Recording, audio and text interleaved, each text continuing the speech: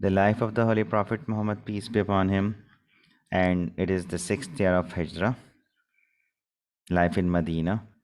Since the Prophet, peace upon him, migrated to Medina, one major question which may be asked from this topic, it could be write about the events surrounding the Treaty of Hudaybiyah and the main terms in it. Okay, so this question had been asked in the CA exam number of times. So whenever we have to write about the Treaty of Hudaybiyah, give a brief background and the conditions, the situations at the time. Okay, we can write about since Muslims they had migrated from Makkah, and for the past 6 years they had not visited the house of Allah Almighty. Okay, although they can perform Umrah, but due to the conditions and due to the planning of the Makkans Muslims, they were unable to perform and they were unable to visit the house of Allah Almighty. But in the meantime, Holy Prophet, peace upon him, had a dream. You can start your answer that it was in the month of Shawwal, 6 years. Holy Prophet, peace be upon him, had a dream that where he entered Makkah and did tawaf round Kaaba. So in the month of Shawwal, 6th year of Hijrah, 6th year, he had a dream that he entered Makkah and he did tawaf round Kaaba. So in the month of Zilqa'dah, in 628 age, Holy Prophet and a group of 1400 Muslims, they marched peacefully towards Makkah. They marched towards Makkah in attempt to perform Umrah. Since the Prophet's dreams are also revelations, they are also the command of Allah Almighty. So it was important for him to perform it, to fulfill his dream. Clear? Muslims, when they got to know about the Prophet, peace upon him's dream, they were very much anxious, they were very much happy and felt blessed that due to this, they would be able to visit the holy house, they would be able to visit the holy Kaaba. So in the month of Zulqa'dah, 6th age, along with 1400 of his supporters, 1400 Muslims, they left Medina for Makkah with 70 camels of sacrifice. The 70 camels for sacrifice with them. He put on ihram, Holy Prophet Muhammad, peace upon him, put on his ihram at Zulhulayfa. At Zulhulayfa, they put on their ihram and they declared their intention. So what I told you that at Zulhulayfa, you can mention the place that Zulhulayfa, Holy Prophet, peace upon him, declared his intention, fine, and put on their ihram at Zulhulayfa. It is the miqat for the people of Medina. It was a sign for the Makkans that Muslims they had no other intention but the performance of Umrah. Since they were in a state of ihram, so they were prohibited from fighting. They were also having their sacrificial animals with them, and this shows that they intended to perform Umrah and they had no other they had no other intention. Makkans, when they got to know about the Prophet's intention, they decided to stop the Holy Prophet, peace upon him, outside of Makkah. A group of them, okay, led by Khalid bin Walid, Ikrama bin Abu Jahl, they sent an army under these commanders, and they decided to stop the Holy Prophet, peace be upon him, from entering Makkah. Holy Prophet, peace be upon him, changed his route and he stopped at Hudaybiyah, which was 3 miles from, you can say some miles, or you can say even 3 miles from Makkah. So he stopped at Hudaybiyah. His she camel, Qaswa, it stopped to proceed further. They tried their level best so that it would move, but it did not move. Prophet, peace upon him, considered it a divine indication that it was not the habit of the Qaswa to stop and to refuse to move. So he decided to accept any offer that would be made by the Makkans. Okay, Prophet, peace upon him, stopped at Hudaybiyah, and different delegations from Makkah, from Quraysh, came and went. Okay, you can particularly talk about the Makkans sent one of their ambassador, Urwa bin Masud. Urwa bin Masud was sent from Makkah, from Quraysh side, and he was very much convinced and he was very much impressed with the devotion of the Holy Prophet, peace be upon him's companions with him. Very much impressed with the devotion. Holy Prophet, peace upon him, tried to inform and tried to convey that Muslims, they had come to perform Umrah and they had no other intention. They just had come to visit the sacred house. But if they have been denied, then they would even fight for that. Although they were in a state of ihram, but if they had would have been denied from its performance, they were ready to fight. So Urwa, he was very much impressed with the faithfulness of his companions, Prophet's companions, and he even noticed that when the Prophet, peace upon him, performed ablution, his companions, they would have that much love for him that they even would not allow the drop of water to fall on the ground. His companions, they are that much devoted that they even did not let the drop of water of his wuzu to fall on the ground. But even the Prophet, peace upon him, was not successful in conveying his message to the Makkans. Finally, he decided to send his own envoy, okay, to negotiate with the Makkans. Holy Prophet, peace be upon him, sent Usman bin Affan radhiyallahu ta'ala anhu for that purpose. Okay, for that purpose, he sent Usman bin Affan to negotiate with the Makkans. Usman, he had a very good relations with Makkah, with the Makkans, since he was from Banu Umayyah, one of the influential tribe. Usman anhu entered Makkah. He was offered to perform Umrah, but he denied to perform it, saying that, how can I perform Umrah when the Holy Prophet, peace be upon him, had been denied from its performance? So Usman anhu refused to perform Umrah, and he was detained.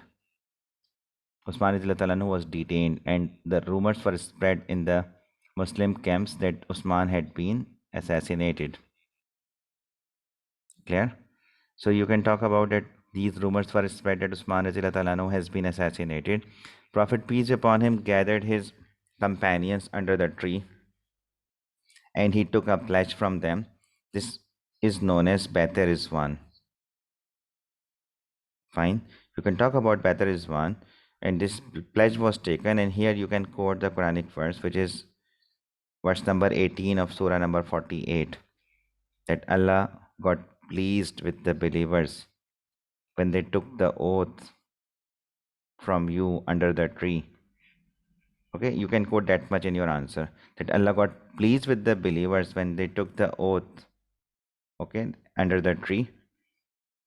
And Allah was pleased with the believers when they swore allegiance to you under the tree. Okay, this much would be sufficient. You can even write, we can insert few dots, and you can further quote that Allah sent down peace or tranquility on them, and he rewarded them with a speedy victory, with a near victory, with a speedy victory. This is verse number 18, verse number 19 of Surah number 48. These verses were revealed to that particular event. So he took the oath from his 1400 companions, that they took the oath that they will avenge the blood of Usman. Holy Prophet, peace upon him, declared his left hand as Usman's hand, and he took he took oath on his behalf. Clear? When Makkans, they got to know about the pledge that has been taken by the Prophet, peace upon him, they decided to send one of their envoy, Suhail bin Amr. They sent Suhail bin Amr to negotiate with the Muslims to sign a peace treaty. And in the meantime, Usman was also sent back. Usman was returned back to he was sent back. Here you also have to mention the terms of the treaty. The treaty was signed, which was dictated by Suhail bin Amr, and Ali radhiyallahu anhu, he wrote the terms of the Treaty of Hudaybiyah. It was decided and it was agreed that Muslims would go back to Makkah and they will not perform Umrah this year. They will come next year. They can stay in Makkah for 3 days when they would come for Umrah. They can only bring their sword. They are not allowed to carry their weapons except for the sword with them. And that must be sheeted, that must be covered. And the treaty is for 10 years, and each party was to be secure from the other. There would be no war for 10 years. And if a person from Quraysh was to migrate to Medina, he would be sent back to Makkah from Muslim. Okay, any person from Makkah and he goes to Medina, he would be sent back. However, if a person from Prophet's side went to Quraysh, they did not have to send him back. You need to write about these terms in detail. And Muslims, they will go back to Medina without performing Umrah. They can come back and they can return next year for 3 days. Other tribes were free to join any party. They were allowed to join either Quraysh or they were allowed to join Muslims, but they would be considered the part of the treaty, and the same terms would be for them also, that they would also have to follow the same terms of the treaty. Okay, since these terms were not in favor of Muslims and they were very much demeaning, it was very much demeaning for their religion.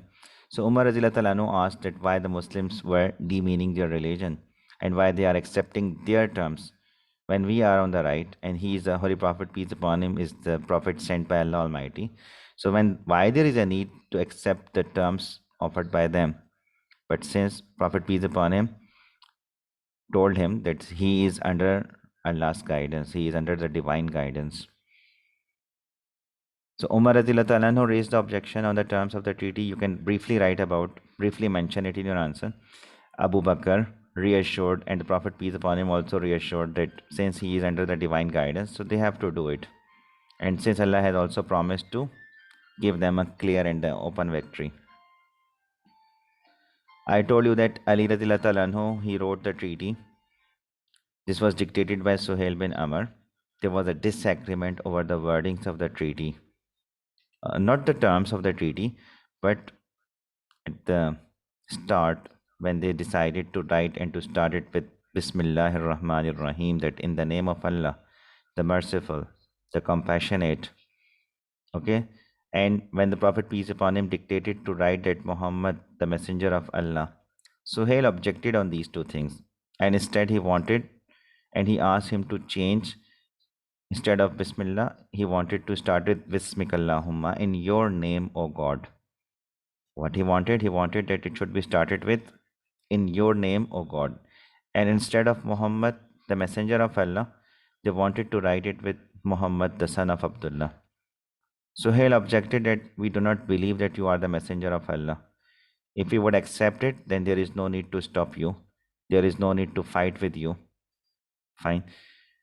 So Holy Prophet, peace upon him, asked Ali Radhiyallahu anhu to erase and to change with these wordings which were asked by Suhail, to which Ali Radhiyallahu anhu also protested. Prophet himself removed these words with his own hand and asked Ali Radhiyallahu anhu to write accordingly. Okay, Muslims also protested. After this treaty, Khuzar tribe, they joined their hands with Muslims, and Banu Bakr, they joined their hands with Quraysh. You can further give more details about this treaty, that while the treaty, they were writing the terms of the treaty, Abu Jandal, a Muslim son of Suhail bin Amr, he appeared on the scene and he asked the Muslims to take him along with him. Fine. At that time, Holy Prophet, peace upon him, asked Suhail to give him an exception and to let Abu Jandal to go with them, but Suhail refused. Holy Prophet, peace upon him, asked to send him on his behalf, for his sake, but even Suhail rejected this request, and Abu Jandal was asked to stay back. Prophet, peace upon him, asked him to have patience. Fine, these terms were agreed, and these were very much humiliating for the Muslims. But Holy Prophet, peace upon him, accepted all these terms since he was under the divine guidance of Allah Almighty. Fine. Further, you can talk about that you can mention that when the treaty was drafted and it was finally agreed, Holy Prophet, peace be upon him, asked his companions to sacrifice their animals and to shave their heads since they were in a state of ihram. It was important for them to get out of the state of ihram, and for that reason, what Holy Prophet, peace be upon him, asked them to sacrifice their animals and to shave their heads. Holy Prophet, peace be upon him, repeated his command thrice. He repeated his command thrice. Fine. But when none of his companions they followed his command, Holy Prophet, peace be upon him, went to his camp. Holy Prophet, peace be upon him, was accompanied by his wife, Salama. Salama accompanied the Prophet Muhammad, peace be upon him, at that time, and she noticed something happened with him. She asked the Prophet, peace be upon him, about the matter, and she asked the Prophet, peace be upon him, that, "O Prophet, do you want your orders to be carried out? That they will follow your orders?" Holy Prophet, peace be upon him, said yes. So she suggested the Holy Prophet, peace be upon him, to do it himself. Go out, do not say anything to them, to his companions, and first do it himself.